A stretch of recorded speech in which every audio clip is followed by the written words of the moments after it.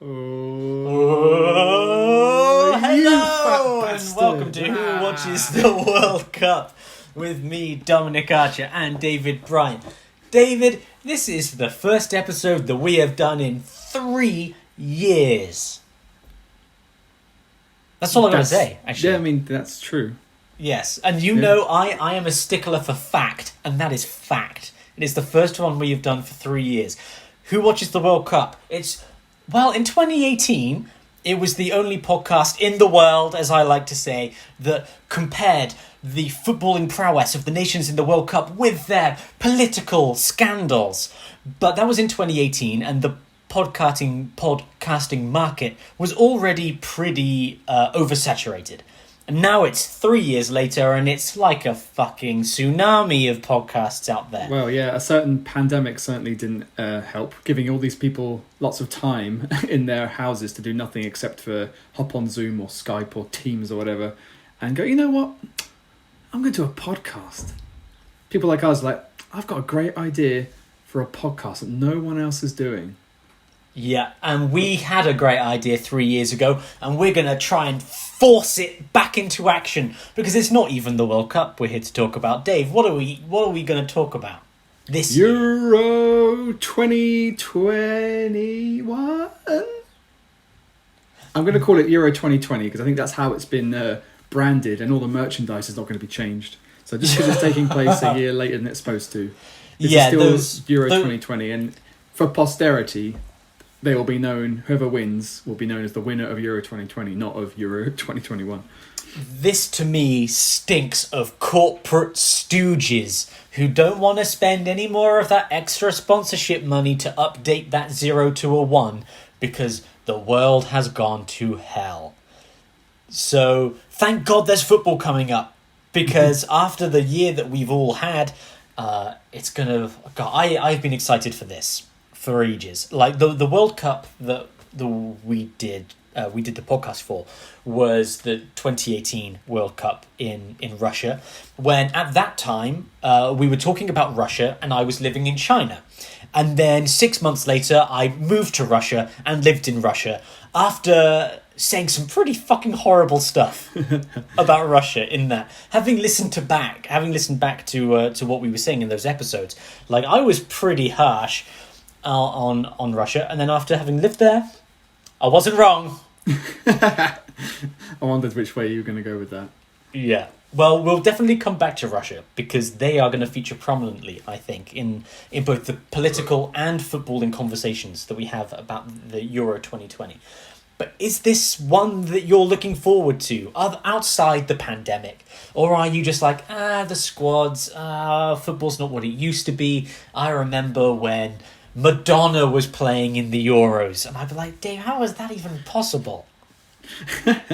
That is confusing on a number of levels. It's actually, funnily enough, I think as of today or yesterday, I've just got excited about the Euros. I was always looking forward to it. I was glad when that it was upcoming, and summer tournaments were always good fun. And I think actually us doing podcasts that we did last time, that really accentuated the enjoyment of it and the excitement and the drama, and because I was way more invested and also abreast of everything, because I wanted to be, for the sake of, sounding like I know what I'm talking about.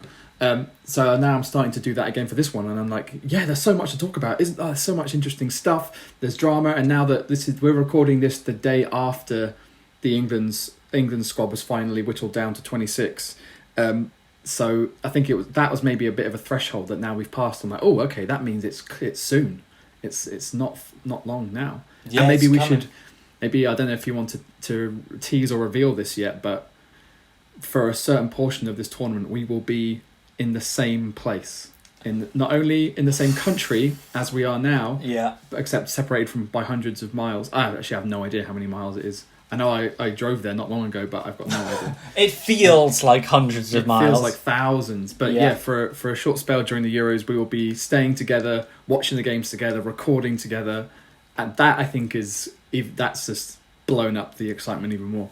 Yeah, that's going to be really magical, because having listened back to the podcast that we've done, both the World Cup and our other podcast, Daddy Issues, that we do, the ones that we record together are normally very high energy and excitable, and you just can't get that over Skype or Zoom or whatever. So there might be conversations about whether Michael Phelps could outswim a shark, as happened in a previous podcast that was not swimming related at all. No. But we will try our best to stay football focused. And very good. Thank you. So let's jump into this then, because as you said, we've got just over a week until the Euros start.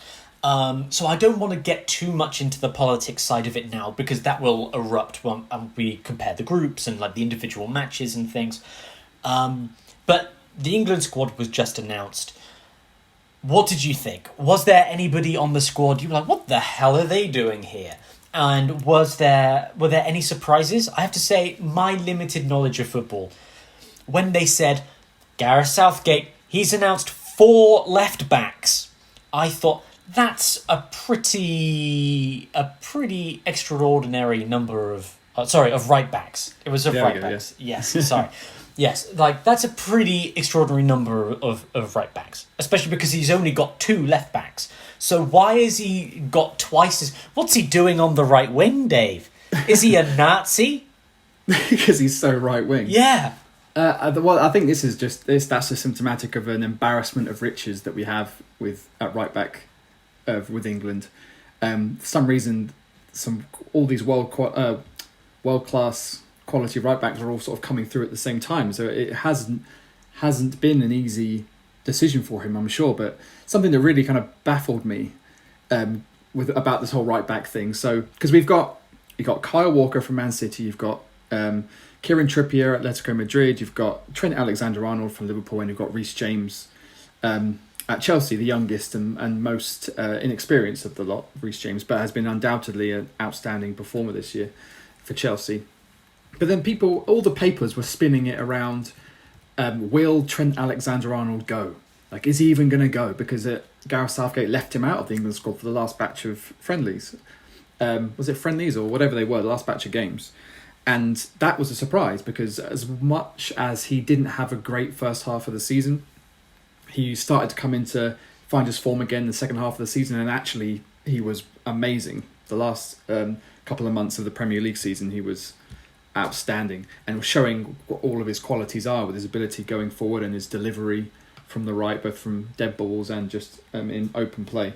So it baffled me that the press were like trying to turn into some great drama about whether or not Trent was going to go, when to me I was like, of course he's going to fucking go. Like, if any one of the 4 of them is going to be cut, it's least likely to be him, because in Liverpool's Champions League winning season and in their Premier League winning season, he was arguably the best right back in the whole of Europe, and he was like in 20 or something, just unbelievable. So even if he had a bit of a blip, a bad half of the season, and maybe he won't start. Like, I guess we can't really tell what situation is there, but there's no way he wasn't going to go. Like, he's just too good. You wouldn't leave him at home when he's that good. So it's still a surprise that he's taken 4. I'll concede that. The only thing you can say is there is some versatility. Is that the Trent Alexander-Arnold argument, as I like to call it, the TAAA, where you say right, we've got 4 right backs. Like, do we really need to take Trent Alexander-Arnold as well, which is another TAA? And you go, well, actually, we're taking about 25 defenders, and we're only taking like 5. How many? Yeah, 5 midfielders. Yeah, they've broken it down as 5. Yeah. You know, people are what's the word I'm looking for? Versatile. Yeah, so, I always thought of Jack Grealish more as a midfielder than a forward necessarily in my mind. But there are people who can play all around. So, like, if the question is, if you've got 3 right backs, why are you taking Trent as well? I think it would probably be more like, if you've got 3 right backs, do you need to take Reece James as well? Because, like I say, he's the youngest, he's the most inexperienced, and doesn't have the same quality in terms of going forward and creating opportunities as Trent does. But, you know, I can see why it kind of makes some sense because of the versatility thing. Because Kieran Trippier Played right wing back. You'll remember at the World Cup, played amazingly. And even then, it was kind of a question of who's going to play him or Kyle Walker. So Kyle Walker played on the right of a back three, and then we played with wing backs. So Kyle Walker, is a right back, but he may well play on the right of a three again, with John Stones and Harry Maguire if Harry Maguire is fit. But he can also play at left wing back, and Reece James can play at centre half and at right wing back. Trent, I'm sure, can play on the left as well. So there's not like there's one position that these four guys can only play. They can be moved around. I'm sure one of them has played in midfield as well. And yeah, like you say, only two left backs in Chilwell and Luke Shaw. But then Bukayo Saka has been listed as a forward, but he's played at left wing back for Arsenal as well. So I think we've got plenty of cover, let's say, in across the defence. Okay. Looking at the squads themselves, it's really nice to see some players coming through from squads that it's unlikely we would have seen.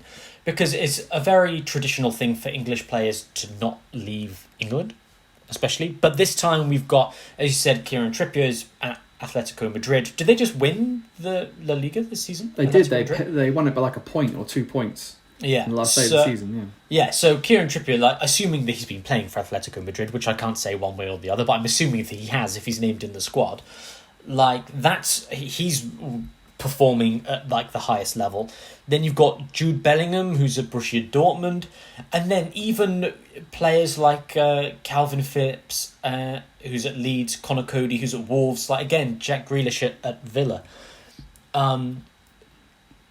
It's not just a case of, everyone's from 3 different teams. It's a relatively diverse squad of Premier League and then, reaching out into Europe as well, which seems interesting to me.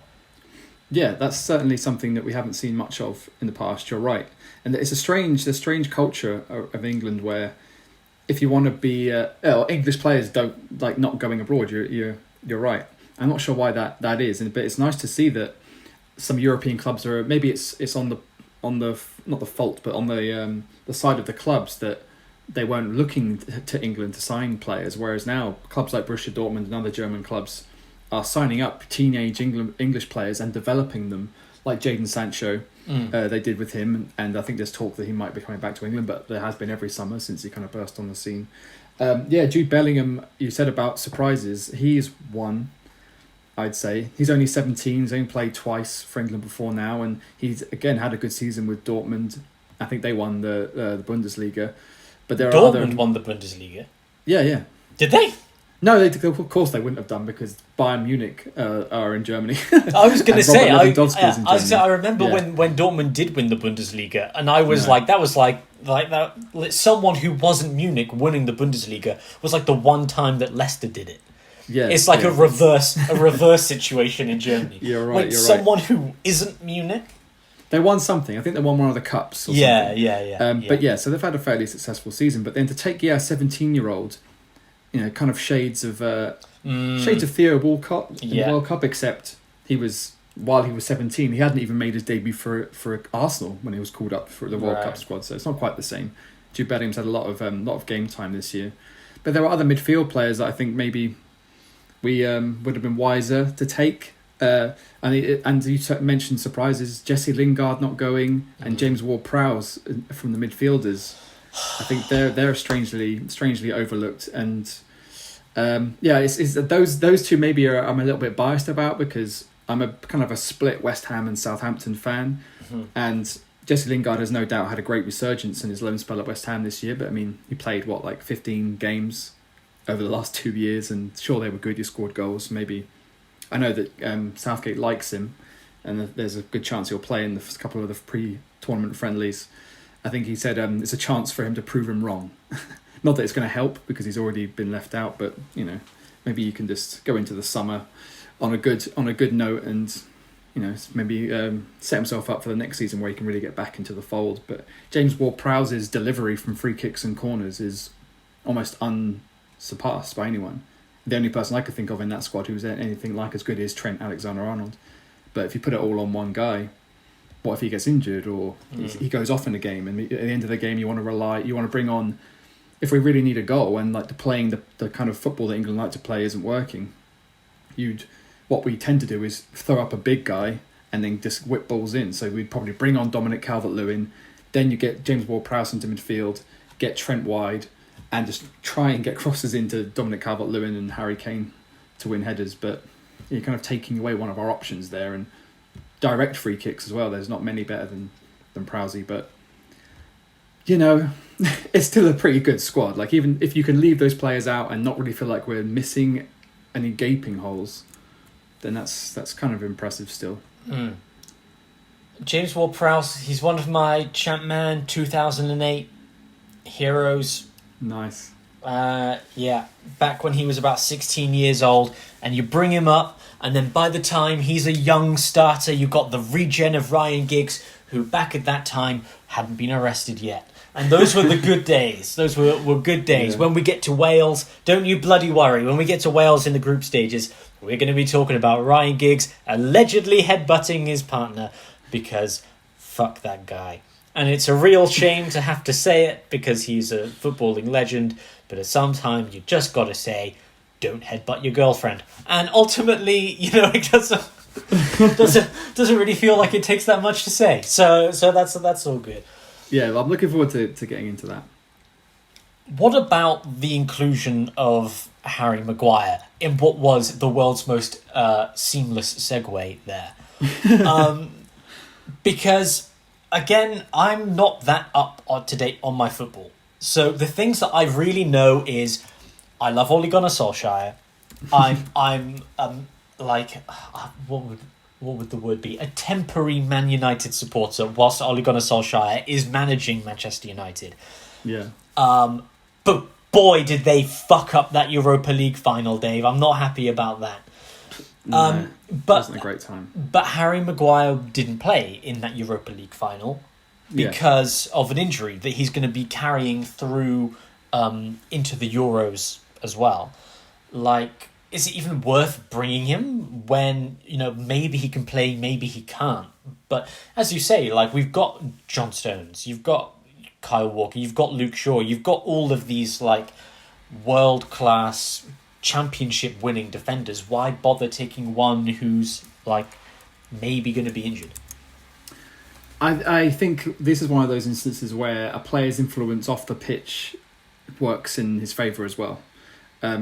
And he's not listed as one of the captains, and we've got Harry Kane as captain, Jordan Henderson vice-captain, but I think if both of them are off the pitch, the armband goes to Harry Maguire.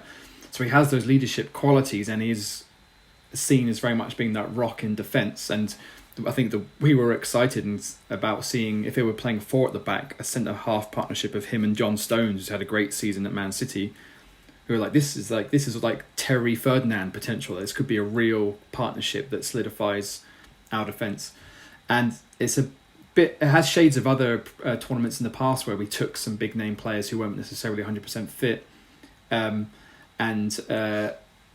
they pay off? I can't remember. I know Michael Owen went into a World Cup a bit unfit and then busted his knee in the first game. And Wayne Rooney and David Beckham have both gone to tournaments with broken bones in their feet. Yeah. And so if England get out of the group stages and are presuming that Harry Maguire isn't fit to compete in them, that's a great injection of freshness to have to bring into the knockout rounds when we might be, if England win, they might be winning by a goal, and the defence is going to come into their own really. Whereas some of these group games, you expect it's just going to be a case of England scoring enough goals and not having to worry about much of a threat coming back at them the other way. So I think it's absolutely worth taking him, and there isn't any glaring omissions in his place. Like if you didn't want to risk it, like with Mason Greenwood not being fit, who would you take instead? And it's like, well, Eric Dyer is the most experienced player, I think, who was left out. I don't think he was even included in the 33, was he? And he's got 45 caps for England. And I go on and off about whether I like him. Like some days he plays like a quality centre half, or he's played as a holding midfield player, and then in other times he seems like such a liability. So this maybe looks to be a bit like Southgate going, "You're not my man, Eric Dyer. I don't think it's going to be you." And then Ben Godfrey and Ben White, centre halves, were added into the 33, but they've never been capped. And again, they're young and they've had good seasons, so their future may be more in Gareth Southgate's vision.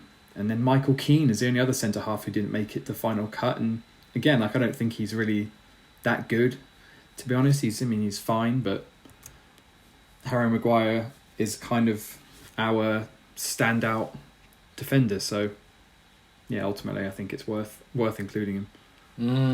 Okay then. People seem happy with the England squad.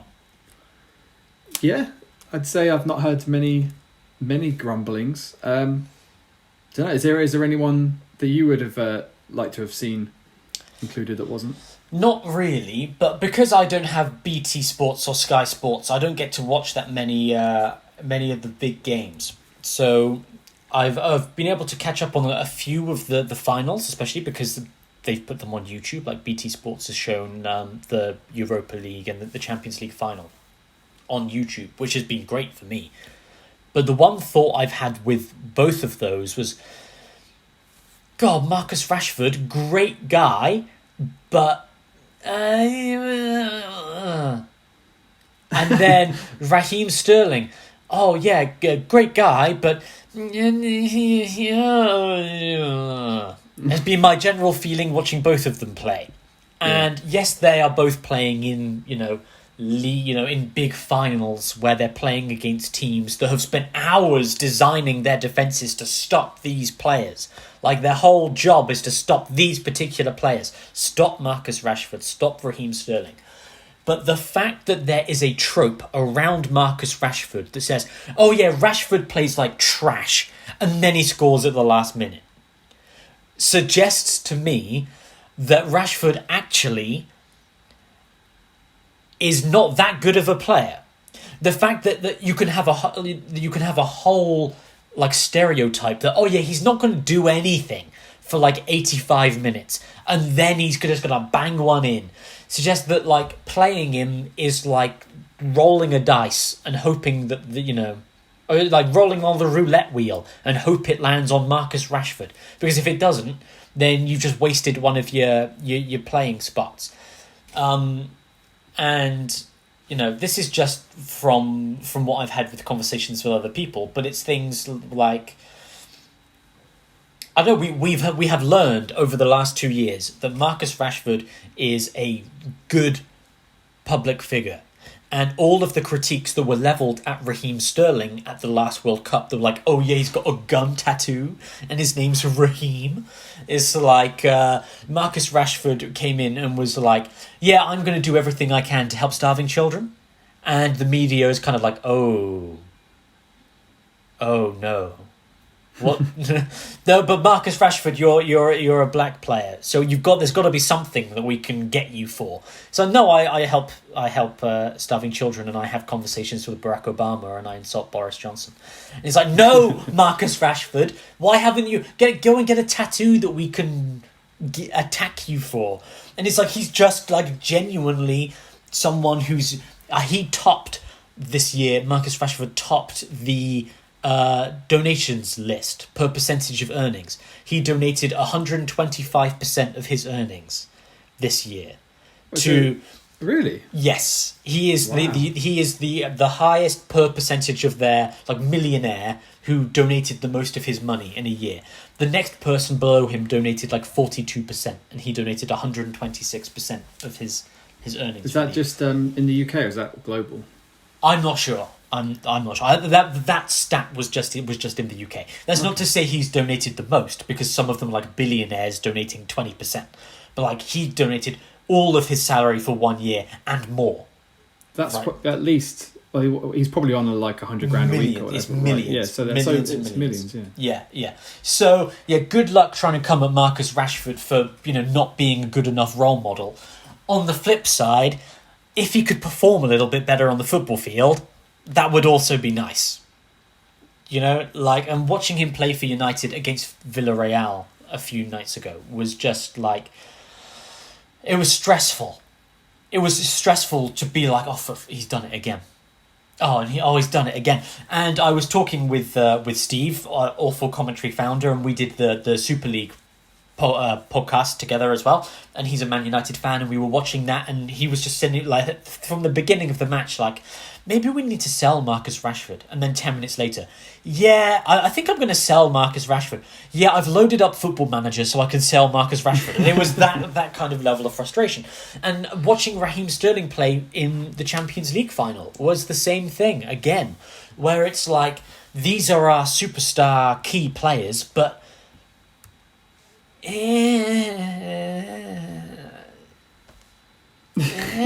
Yeah. yeah, like if you have to compare the way I've seen them play with the way like Mbappe plays, it doesn't seem to be much of a I don't know. It's not much of a contest. Yeah, maybe Mbappe is a comparison too far. But they're the same. They're playing at the same level, and they are similar ages. Yeah. Right. Yeah. So and they play in the same position. Right. That opens up the question of, though, is League comparable to the Premier League, and are the cup competitions as trying as they are in England? And I'm not sure no, they that's are. yeah, that's fair. But that's probably why Paris was a great place for Mbappe to go, because it meant that he could just express himself and go nuts for 80% of the games a season, because there isn't a team he's going to come up against that can stop him. So that's going to do great things for his confidence, and therefore, and help him for his national team. Whereas the platitude always levied at the Premier League is that it's the most competitive league in the world, where every week you can't walk any games. No. And anyone could beat anyone. Burnley can beat Man United, and Fulham can beat Man City, but in Ligue 1 and in the Bundesliga, as we've talked about, it's basically a two-team league. Well, it's a one-team league, basically. La Liga is usually a two-team league, but then Atletico have come in and displaced the two of them this year, and that's happened on and off over the last few decades, where one team will just supplant the big two, but that won't last, and they'll get back on top.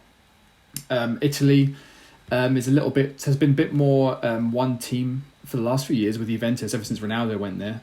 He just wins everything wherever he goes. But then this year, Inter have won it. So there's a bit more competitive. But you're looking at 3 or 4 teams maybe that have fiercer confrontations, and then the rest of the league is just filler.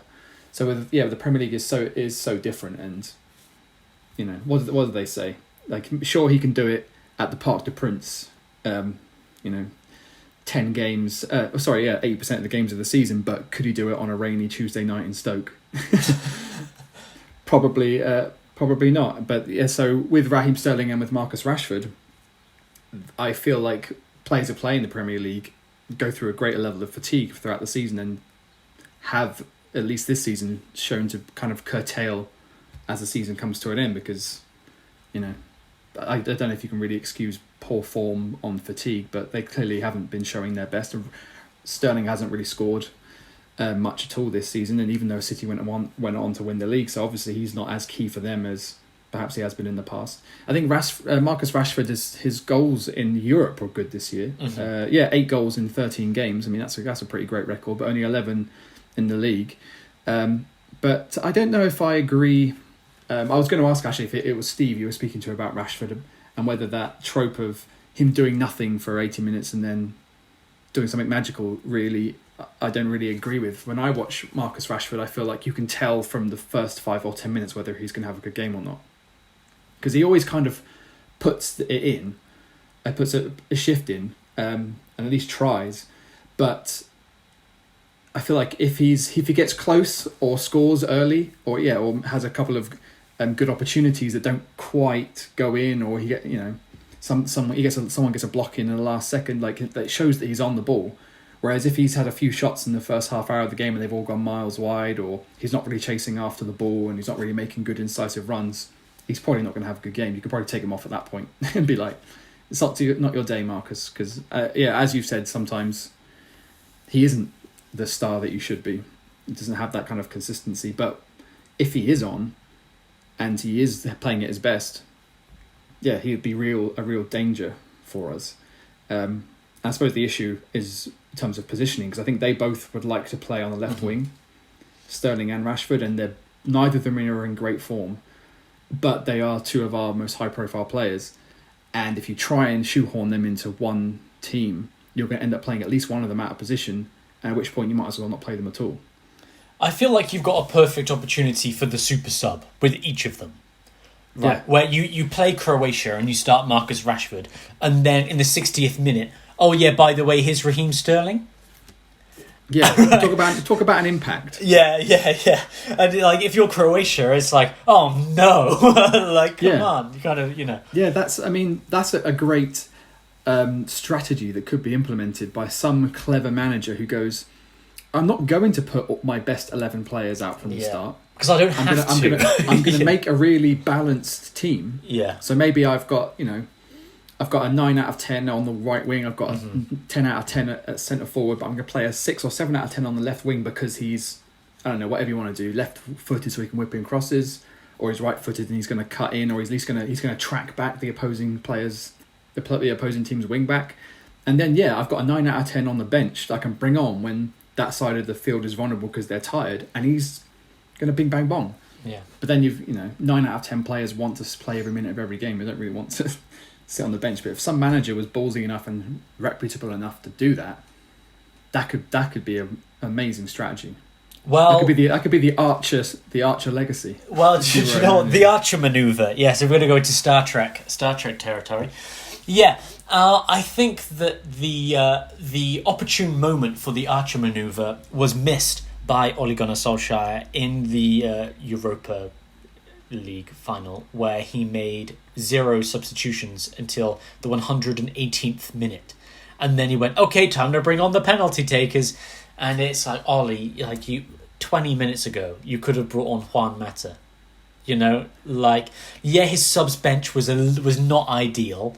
However, at 110 minutes, take any of them off, bring any pair of fresh legs on after 110 minutes on the pitch, and they'll do something. Anyway, we're not here to talk about that. What I wanted to do was to transition somewhat over to the more political side of it, to the biggest impact off the pitch this tournament, by going with Phil Foden. And Phil Foden is my Captain Segway, Sergeant Segway, Phil Foden reporting for duty. Sergeant Segway, sir. Phil Foden, a player who would not have been on this squad if it weren't for coronavirus. Dave, take it away. I don't know what you mean. I think if there was no coronavirus, the world would have been a much better place. First off, no doubt. Out there. Although Bold maybe statement. Trump would have won a second term. Oh. I don't know. Okay, we can't do alternate history. Alternate history 2020. Trump's won a second term, but before that, the Euros have taken place, and Phil Foden hasn't gone because he hasn't developed enough for Man City to be someone who's just coming off the bench. In the previous season, Phil Foden, he was just coming in, he was doing his bit, he was developing as a player. But it's this season where Phil Foden's come on. Oh my God, he's like Quicksilver from X-Men. He's like the Flash. He's like a Jolteon. He's a superstar. It's like a new flash of lightning has appeared at Man City, and he's a player that they developed. Who knew that could happen?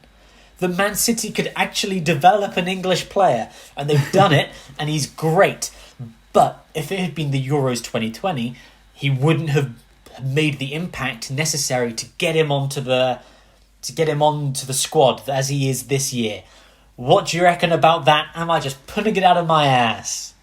No, I think you might actually be onto something there, because you're absolutely right. This has been the season where he has come on leaps and bounds, and we mentioned that Raheem Sterling has not been key for Man City this season, but he has. And I think in terms of his development, they wanted to kind of fill the void left by David Silva when David Silva left Man City. And Phil Foden is very similar to David Silva in that he's very cultured, he's very skillful, he's got an amazing vision for a pass, and he makes very clever runs. But I think he's he's a lot more mobile than David Silva ever was, even when he was young.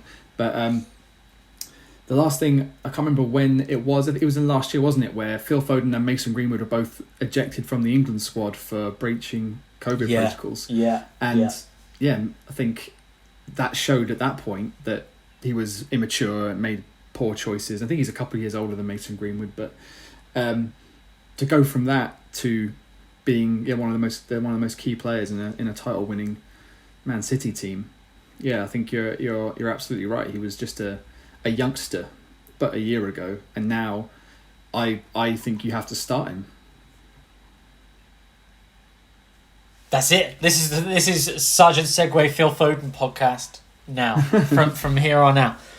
Yeah, I wanted to use him to kind of to take that chance to go across to talk about coronavirus, because, as you say, that was the first time I'd even heard of him, was when him and Mason Greenwood, the first time I'd heard of both of them, I think, was when they were just, they were messing around outside of COVID rules, and then it was like, well, if you mess around, later's taters, and so now they've had that chance to come back, and it's a shame that Mason Greenwood isn't going to be there, that he is injured. Yeah, it's that chance for maturity, but this is going to be, how many teams are there in taking part in? It's six groups of 4 teams. How's your maths? 6 groups of 4 is 24. 24. So there's 24 teams, but really there's 25 teams, because we have Team COVID making an appearance, and that cheeky little bugger is gonna be a shadow over all of it. They're gonna be like, oh, who was the top goal scorer? Oh, it was COVID, because all of the teams went home diseased, and COVID took it for the win. COVID on the back of this shirt, 19 is a squad number. Yeah, and oh god damn it, he got another one. As long as he doesn't get Kasper Schmeichel, that's for me. That's the most important thing. Is that like when when the pandemic was at its worst, people were saying somebody protect David Attenborough. Don't wrap him up in cotton wool and lock him away so he can't be touched by this thing. And you feel the same way about Kasper. I just want to wrap Kasper Schmeichel up in cotton wool anyway. Yeah, just like by hand, very gently. Yeah, regardless. Lay him down on your bed. Yeah. Oh, Kasper, you look like me, but so much more handsome. I loved how. Well, I don't know. You're on a par. Yeah. Cheers. My respect and love. You don't need to flirt with me like that to get me into bed. Unbelievable. Yeah, I thought it was wonderful. Kind of, it's sort of confluence of life sometimes throws at you, where we spent years talking about Kasper Schmeichel and how much you love Kasper Schmeichel, and then we watched the FA Cup final. Yeah. And I was like, now, admittedly not as fervently as you, but I love Kasper Schmeichel too. Not only from a footballing sense, where he basically he won I think he won the FA Cup final. Yeah. And that was some of, and this is just regardless of who the keeper was, that final 20 minutes was some of the best football I've seen, and some of the best goalkeeping I've ever seen in that final 20 minutes. Just unbelievable. Yeah, so I've always thought he was a good goalkeeper and a good leader. But then, I saw him, one of the best goalkeeping performances that I can remember in a long time. And actually, thinking about it, that game, that was one of the best finals I've seen in a long time. And then we watched the Europa League final and so, Jesus Christ. Yes. Yeah. And but then that kind of made me feel good. It was like, the FA Cup is special. Mm-hmm. Everyone talks about it being special. Even like foreign managers and players talk about how the FA Cup is special, and you kind of wonder about whether that is just a bit of a platitude and kind of a bit of ass kissing. But actually, it is. It's a magical thing. And then the way Kasper, we're a first name basis. And the way Kasper handled and represented the team after the game was just exemplary and emotional. And we'll save it for when we get to Group B. Oh, because when we get to Group B, it's going to be the Kasper Schmeichel episode. We'll definitely talk about it. When we get to that. But again, I need to Phil Foden, Sergeant Segway back to COVID again, because I've lost my mind dreaming about Kasper Schmeichel, the friendly Schmeichel. Yeah, you just didn't want him to get taken. I didn't want him to get taken by COVID, no. Yeah. But that is that is going to be the biggest influence. It already is. And the thing is, it's not just the biggest influence on the Euros as well, because at the same time as the Euros, we've got the Copa America. Yeah. That's a little the Tasmanian Devil reference there. The Copa America taking place at the same time.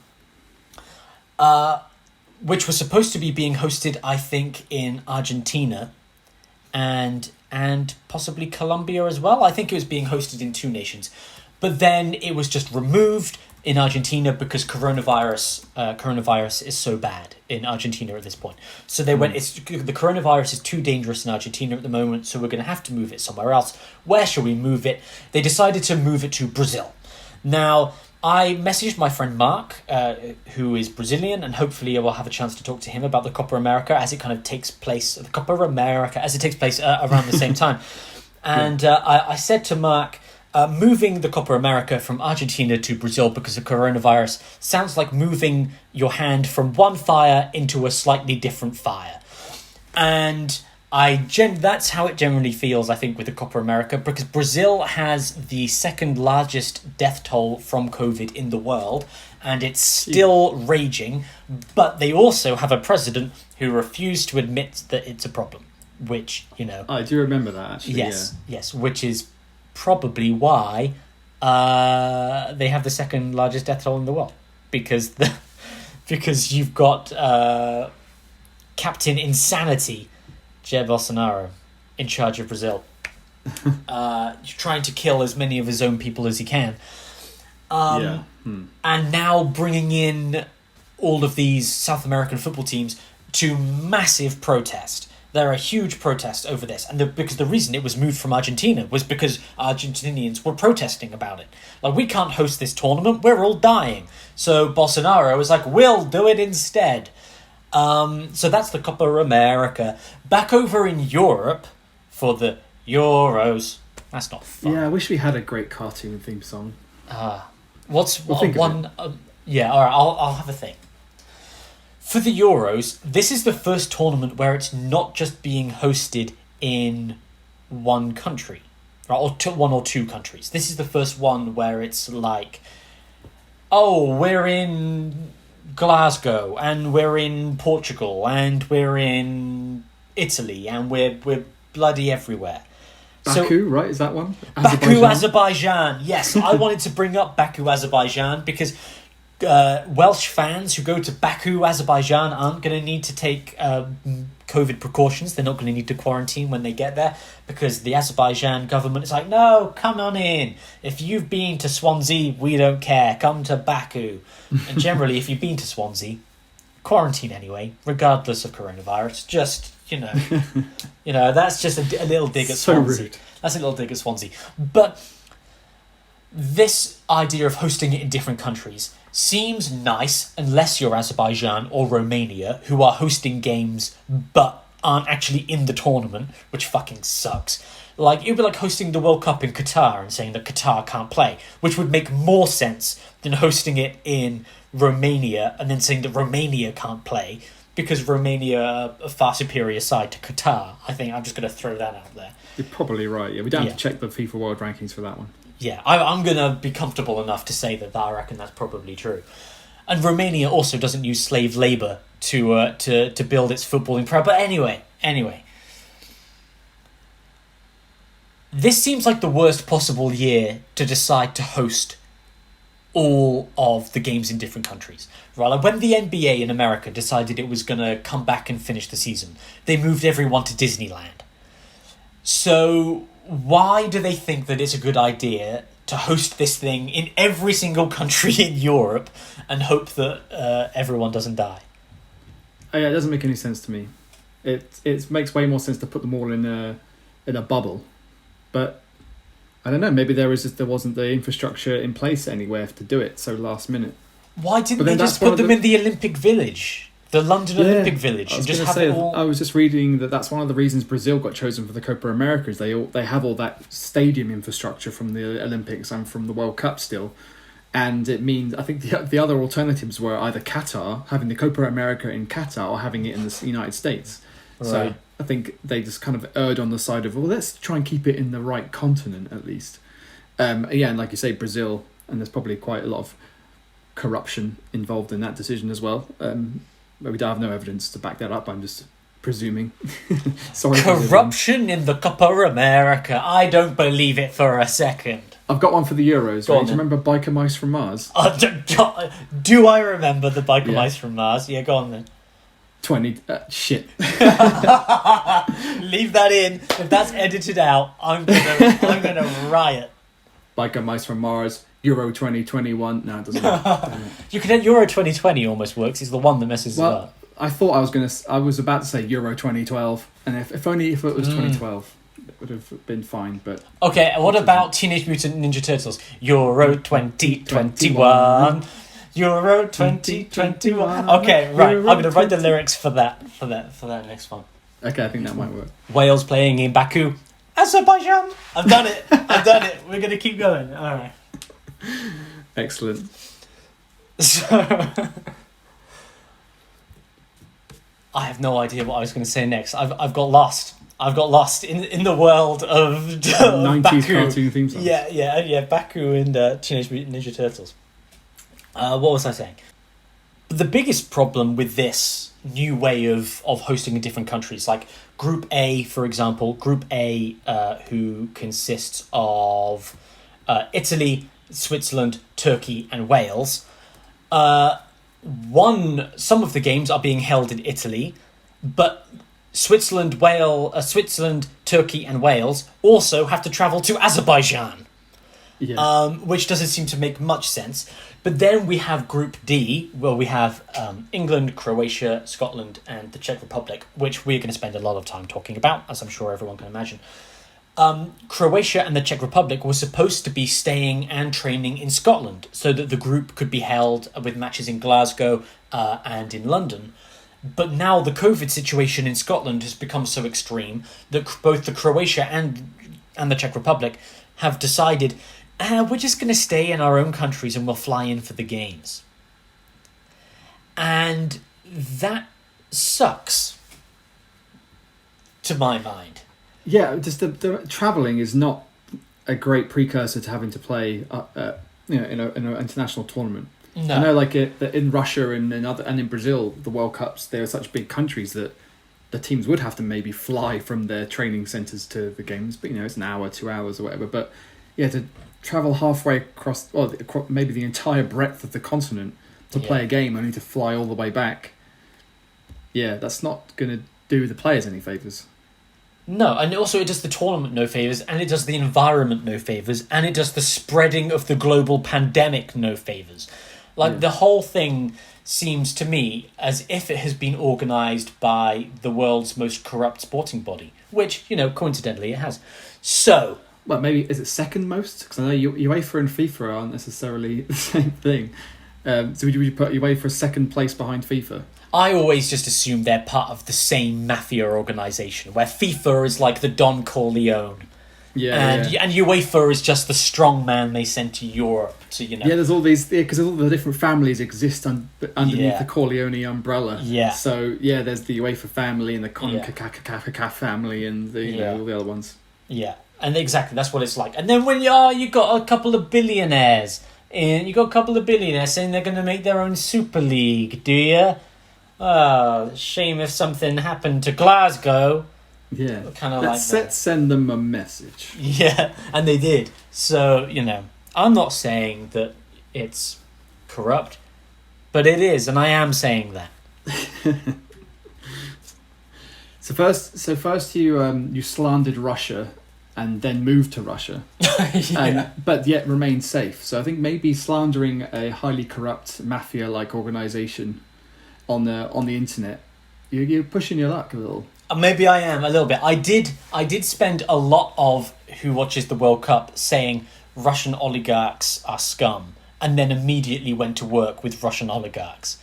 So what that says about me, I don't know. But I wanted my relationship to work, I suppose. Would have been it. God. And what about all that life experience, That's irreplaceable. But I found out that actually all of the beliefs that I held about it were true. and I was correct. So there's nothing like confirmation bias. When you can then go gather the evidence to prove it. Yeah, it was a scientific study. Are Russian oligarchs scum? And the answer was yes. Oh, there you go. So, yes. Yeah. Apologies to all of the Russian oligarchs who listen to our podcast. Yeah, to my old employers. Yeah, I know you fired me for trying to stop your children for being racist, but you're not so bad, really. Fuckers. The group stages, Dave, of the Euros. Some of these groups are lining up and they're looking pretty tasty. So, we'll quickly go through the groups. Then I want you to pick out not who's going to win every group, because we'll get into that when we talk about the groups individually, but who you think is going to win the tournament, and then who you would like to win the tournament. So, we have Group A, Italy, Switzerland, Turkey, and Wales, who famously are playing in Rome and Baku, Azerbaijan. We've got Group B of Belgium, Denmark, Finland, and Russia, who I will not be supporting. We've got Group C, the Netherlands, Ukraine, Austria, and North Macedonia. We've got Group D, England, Croatia, Scotland, Czech Republic. Who are you rooting in that group, Dave? Scotland. Yeah, good shout. Group E, Spain, Sweden, Poland, and Slovakia. Group F, Hungary, Portugal, France, Germany. You said off pod before we started. Group F looks like a group of death, which is a fantastic rhyme that can also have a 90s theme song of its own.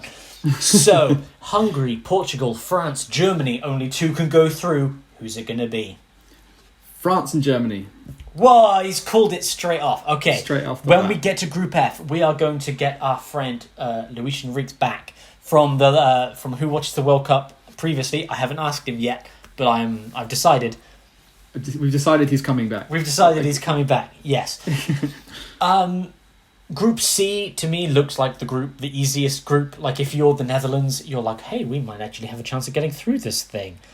Since we're actually going to this tournament, unlike the last one. Yeah, are there any of these groups that you think, like, what's the most exciting group going to be? Other than Group F, the group of death. Which one are you like, oh, that's going to have some good games?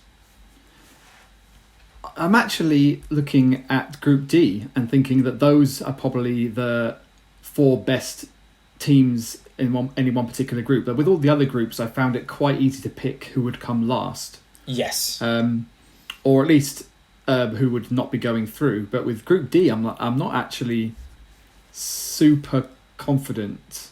And I don't want to get into it too much. But I have gone for Scotland to finish bottom, but I think they could upset Croatia or the Czech Republic. But yeah, I mean, there are just good teams scattered around. And you mentioned about Group C, Ukraine actually had a really strong qualification campaign. So I think that's one to look out for, and certainly the team in that group that Holland will be most worried about. Mm-hmm. But also, like, it's nice to, I don't know whether you agree with this or not, but it's nice that all of the major nations in Europe are here this time, and they're all looking quite strong. So it might mean that we have some quite heavyweight encounters in the later knockout rounds.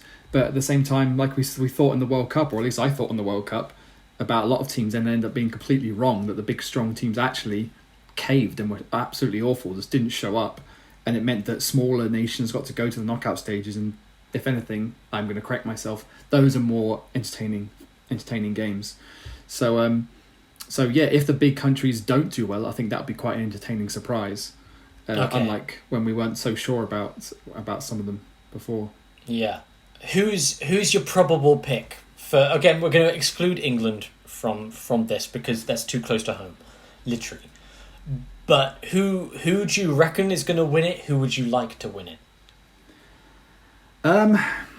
Well, I did one of these like Euro 2020 predictor chart things where I picked the order in which the groups would finish and then who would win the knockout games that dictates. And I've got as far as the semi-finals, and I don't know how to pick between. Probably, actually, it's more like 4 or 5 teams I think will be there or thereabouts. I'm not quite sure on. So you're making this real complicated, Dave. I know, but I can't pick between France, Belgium, Holland, Spain, and England. Also, Germany. You don't reckon? You reckon France or someone's gonna knock Germany out? Well, the way I've got it shaking out, England have to get past Germany in the round of 16. Oh God. So, as much my faith in England got me past that, and then the quarterfinals I had us up against Spain, and then that draws us up against Holland in the semi-finals. But I'm finding I'm second guessing myself and my bias here. So I can't tell you who I think is going to win, because I really don't know, and I'm terrible at predictions. But who would I like to win? I'm not allowed to say England. No. Wales. Okay. All right. Interesting. Wales. Is that just a British bias? I do want to see British teams do well, yeah, and I've got a little bit of Welsh family, and I've always had a little bit of a soft spot for the Welsh national sides, rugby as well as football, and it'll be great to see Gareth Bale be the Ronaldo equivalent for his country, and and as has been spoken about, especially when he was not being played at Madrid, he cares way more about Wales than he does about, especially Real Madrid. And he's had a decent enough season at Spurs. He didn't set the world on fire, but he played all right, got fit, scored some goals, showed some of his quality. But I think he'll really be looking to showcase that for his country. So I'd like to see that. And especially with I know we're going to get into the Ryan Giggs thing, but basically their assistant manager is leading them this time through, so that'd be a great little fairy tale. And would you remember the last Euros, how far Wales got when no one thought they were going to get that far? How Robson Kanu, the hero who didn't even make the squad this time, which is a bit sad. So yeah, in terms of the underdog side, I'd like to see Wales go far. Don't know, maybe dark horse Poland. Oh, interesting. I'd like to see Lewandowski do what he does for Munich, for Poland, and drag them through a few rounds, and they could be a surprise package. I don't know. I don't know, man. I want to just watch it happen. I don't want to have too much riding on my trying to make my guesses manifest. Or you're gonna love my choices then. Because I've got a little bit of a hunch about what you're going to say. Okay, what do you reckon I'm going to say? You're going to say that your team that you'd like to win it, yes, is North Macedonia. How did you know? Was it that when I said North Macedonia, I got really excited about it? Yeah, I'm sure I could see you throw your hands up in the air, but the people listening probably heard the flutter in your voice. Reasons for North Macedonia to win this tournament. Number 1, best flag. I mean, yeah, you can't. Let me have a look at it. That is a pretty cool flag. It's a great flag. Yeah. Do you know what that makes me think of though? What's that? That flag is similar to their previous flag when they were the FYR. Former Yugoslav Republic of Macedonia. Yeah. So, but what that reminds me of is when England played Macedonia in whatever form they were in at the time at St Mary's Stadium in Southampton, and the Macedonian fans had tons of their own flags and then set fire to English flags and stuff in the stands. So I don't have greatest memories associated with that flag, I'm afraid. The burning of flags is very unfortunate. I'm not. That was, barely even the same country at that point. Secondly, North Macedonia sound like they could be a Scottish footballing side, announced by a channel, the Radio 5 footballing guy. Where it's like Queen's Park Rangers versus North Macedonia Thistle. That's another reason to love them. Also, it's just great. I love North Macedonia. If they could get through, it would be a giant middle finger to Greece, who didn't even make it, and that's quite hilarious. And to Serbia, right? Oh, just you wait, Dave. Just you wait till we get to Group C. We're going to have some good political discussions to have there. With Who Watches the World Cup, we try to keep the episodes a little bit shorter than we do with Daddy Issues, where we tend to go on and on and on. But there was one final piece of introduction that you really wanted to get into, I know. And that was, we were talking about England. England. You can't pronounce it England for the next month and a half. No, it's England. 3 syllables now. Yes, England. Yes. Yeah. You want to talk about the difficult time that England even had getting to this tournament. Because we've seen before, especially with the Euros, there are times when we don't make it, and that's pretty embarrassing. And the nation looks at ourselves and goes, geez, Brexit really didn't work out, did it? So what happened this time on the road to the Euros, even though we're hosting the semi-finals, we're hosting the final in Wembley, like what was the highway to hell that we had to get through? It's a very musical episode that we had to get through to the Euros this time. Well, what I said to you when I was looking at the qualification campaign was that England's qualification was insane, and I didn't mean that to mean that it was difficult. Oh, okay. I meant that to mean that it was... Did I sing the wrong song? Should I have been singing Insane in the Membrane? It was maybe Insane in the Membrane, or a little Stairway to Heaven, maybe. Oh. If you're going to go the opposite to Highway to Hell. Yeah, no, England's qualification, as is in a lot of my living memory of the qualification for major tournaments, England always qualify really well.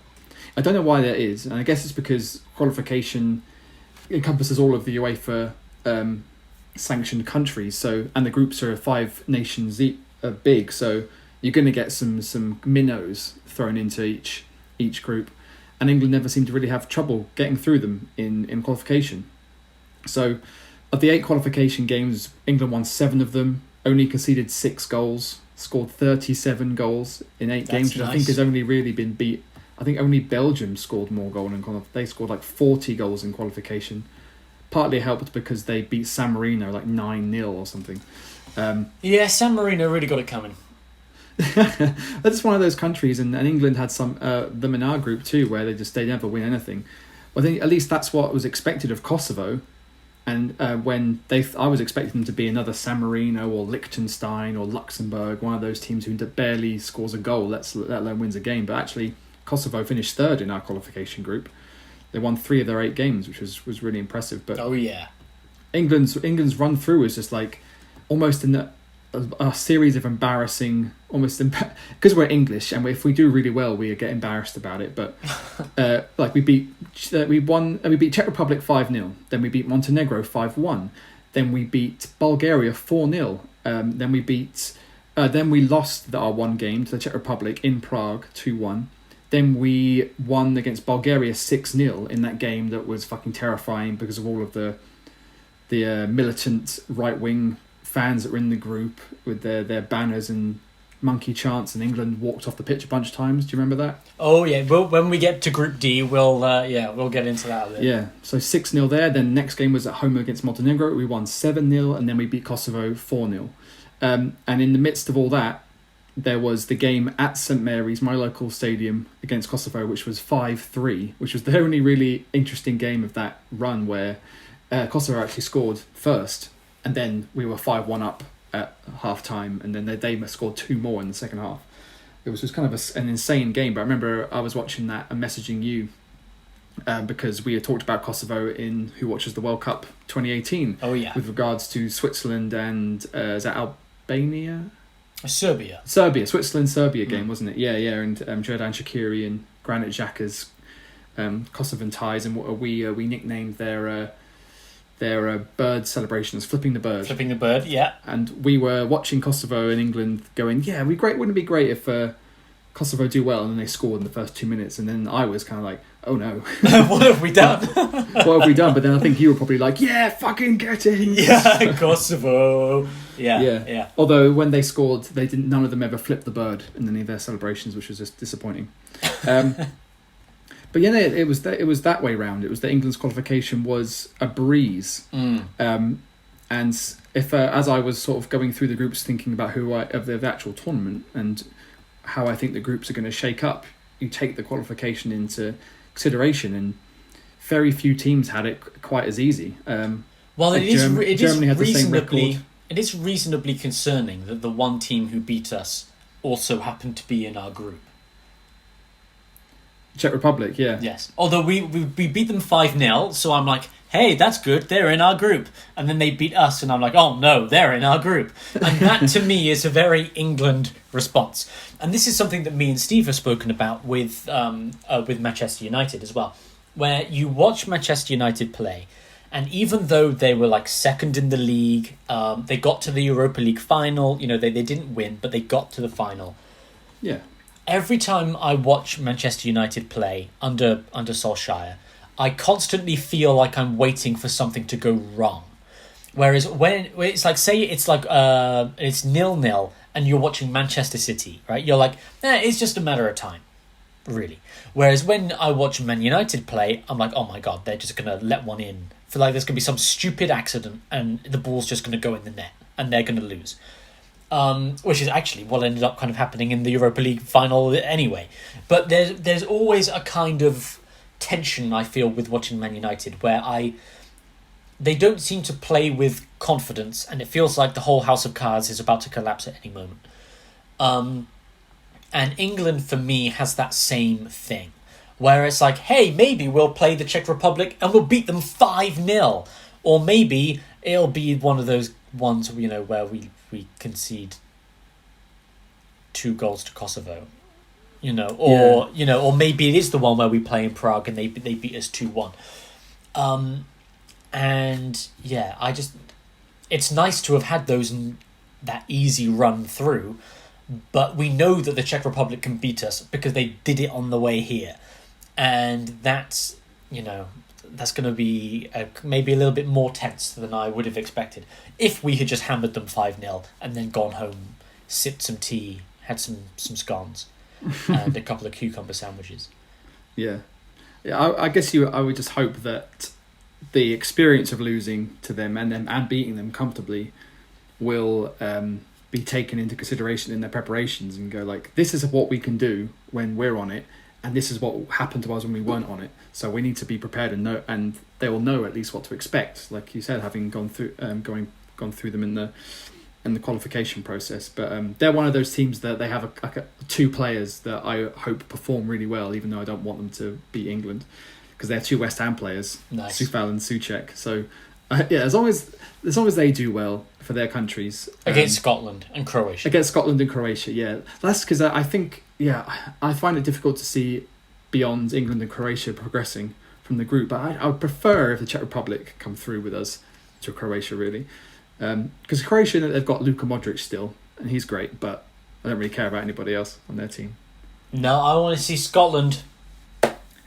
I mean, I can if we get to the end of, or like before the last round of games in Group D, and Scotland have a chance of going through, that is going to be so exciting. Because like I said, I will root for all the British teams as if Scotland scraped into this tournament in the first place, and their standout player they have 2 kind of standout players in my mind, and they're both left backs, Andy Robertson and the fucking Arsenal guy, what's his name? Fucking Arsenal guy. Kieran Tierney. Jesus, I got there. They're both their best players are left backs, and Robertson's also their captain, but he, for me, has had a pretty disappointing season with Liverpool. He just looks a shade of the player that he was in their trophy winning seasons. So how they fit them both into the team, I'm not quite sure. I've not looked into how they shape up, whether they play 5 at the back and one of them is the wing back, one of them is the left centre half, or if they play one on left mid.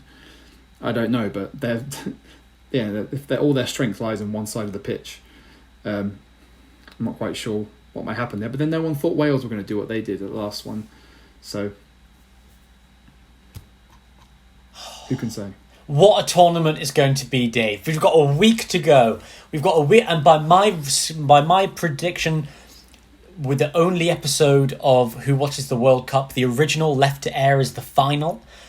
So if you've been listening to Who Watches the World Cup, don't worry, you've got don't try and forget what happened in 2018, because you've got the World Cup final coming up for you next Wednesday. We'll try and get this up first, and then our release schedule for the Euros will probably be a little bit more sporadic as we're just trying to get stuff out. But we won't try and release an episode every day because that would be death. So I hope that everyone is as excited for the Euros as I am, because I can't wait. So, subscribe, comment, share. Last time we said share to everyone, because this podcast can only last for a month. Well, we're back, baby! And again, we can only last for a month. So, get as many people to listen as you can. Dave, any tips for our listeners for when they go down the bookie to put their bet on? I'm putting a couple of quid on North Macedonia to take the trophy. There you should, yeah. No, I've no idea how gambling works, so I'm afraid my tips will be just as useless. And if I was to bet on a horse race, say, I'd probably just pick the name that I thought was coolest or funniest. Would it happen to be North Macedonia for exactly the same reason? Oh, that horse has a nice flag. yeah, maybe, yeah. When you mentioned about the cool things about North Macedonia, I was thinking it sounds like some like epic ancient civilization, some ancient kingdom that swept Europe. But that's because of Alexander the Great, yeah, that's right? because it was. Yeah, there you go. Yeah. It just came to me as I was saying it, yeah. You never know. If Philip of Macedonia dies and his young teenage son takes control, they might win the Euros. And his mum's Angelina Jolie. That's exactly right. Did you know that she... no, we're not talking about Alexander the Great's mum. But you're going to say that she was only like 5 years older than Colin Farrell and they played mother and son, right? No, I wasn't going to say that. That's also a good fact. We should save that for daddy issues. No, I was going to talk about how Alexander the Great's mum was like a witch, and she stopped an entire battle by just standing in front of the soldiers and being like, yeah, you guys should stop now or I'm going to turn you all into monsters. And wow. They basically stopped the battle. Anyway, it's really cool. It's cool. We'll talk about it when we get to North Macedonia. Yeah, let's do that. Okay. Thank you for listening to Who Watches the World Cup. We're back with the Euros. There's going to be politics. There's going to be football. There's going to be tears. And I can't wait to see who's going to catch coronavirus first. See you next time.